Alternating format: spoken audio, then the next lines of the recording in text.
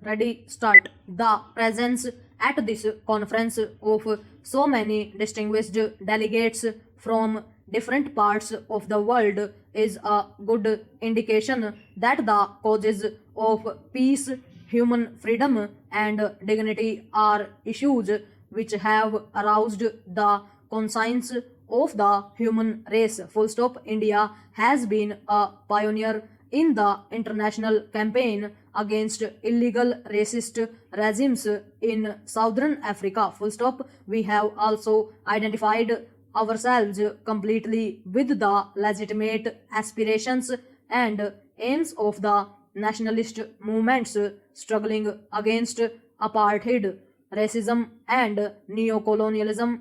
Full stop. Our support for liberation movements has also been unqualified. Full stop. It is therefore in the fitness of thing that this conference should have chosen to meet in India, and that also in the international anti-apartheid year. Full stop. Your deliberations here will have far-reaching repercussions on the illegitimate and oppressive racist regimes wherever they may be. Full stop. What you say here will reverberate throughout the world and will help to encourage and stimulate the hopes and aspirations of those of our unfortunate brethren who long for peace and freedom based on the majority rule and the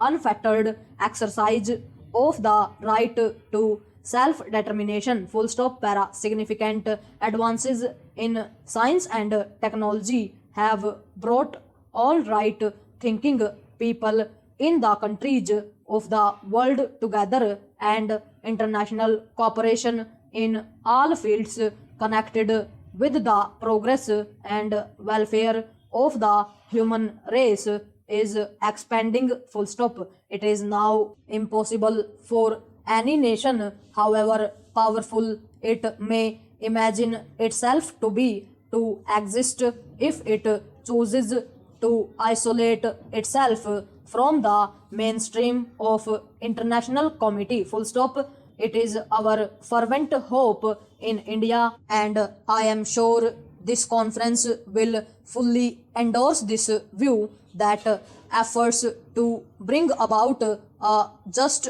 and peaceful settlement in Namibia and Zimbabwe will succeed. Full stop. The United Nations organization, which represents the conscience of the world, has a very important role in shaping the destiny of the people here and bringing peace and harmony to this troubled area. Full stop. India's association with the hardships and tensions of life for the minorities in southern Africa is long and close. Full stop. Our association with our oppressed brethren in southern Africa goes back to those days when Mahatma Gandhi, the father of our nation, lived and worked in South Africa. Full stop. The increasing awareness of the evils of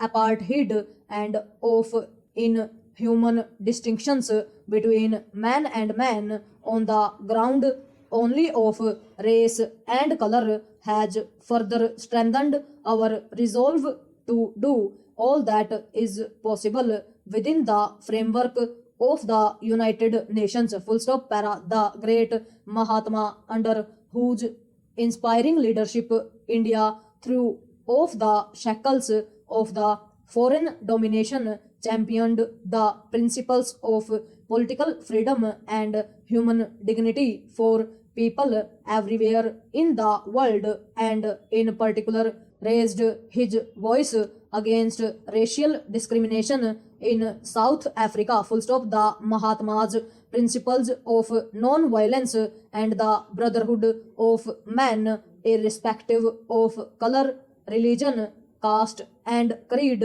are an inspiring challenge to humanity. Full stop. Para. I have every hope that the distinguished delegates gathered here will carry this message with them, which embodies in it an abiding hope for mankind in a world full of man made tensions, made more dangerous by the furious arms race and the feverish stockpiling of weapons of destruction. Full stop. The principles of non-violence and tolerance preached by the great Mahatma are a sure balm for the alleviation of anguish and suffering created by the pursuit of such disastrous policies. Full stop. Para. India has not only condemned apartheid as a crime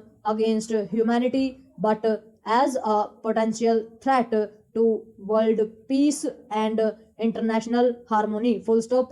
We in India welcome the prospect of early independence for both Namibia and Zimbabwe, and we have every hope that given the opportunity for self determination, the people there will prosper and contribute to the international peace and harmony. Full stop. The consequences of violence in a tension ridden area like this already vary of injustice, intolerance, and bloodshed could be disastrous. Full stop. The minority regimes in these countries may yet discern the writing on the wall and by wise statesmanship recognize the realities of the situation and ensure that the legitimate demands of Africans in Southern Africa are met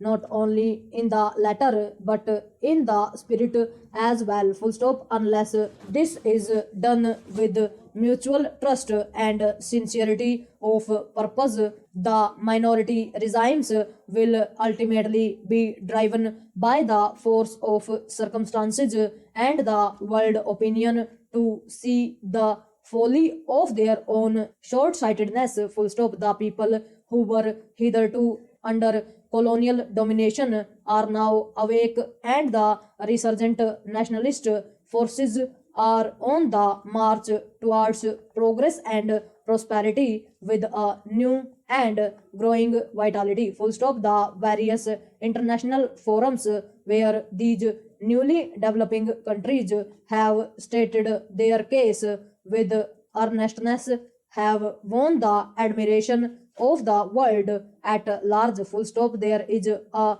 limit to human patience, and circumstances are such that unless considerable progress is made on the socio-economic front in these potentially explosive areas, the future of mankind will be bleak indeed. Full stop. With the technological advances which have been made and which have brought the people of the world closer to each other, it is no longer possible for the world to exist on the basis of the haves and have not at present. Full stop. Overall.